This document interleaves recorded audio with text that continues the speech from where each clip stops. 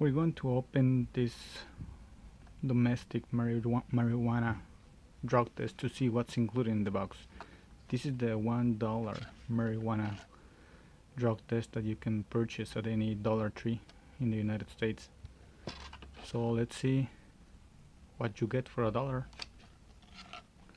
It is a urine test, so probably we're just going to find this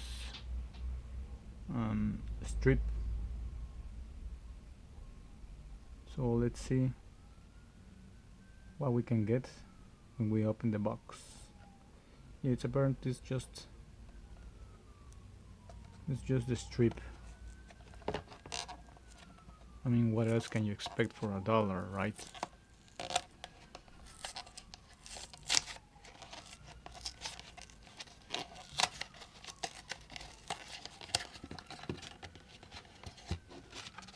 Oh yeah, this is the test. There are some instructions, and yes,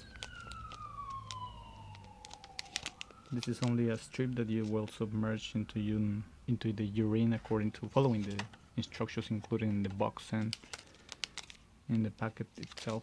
There are more instructions inside, so make sure that you open the box. So this is the $1 marijuana drug test from Dollar Tree.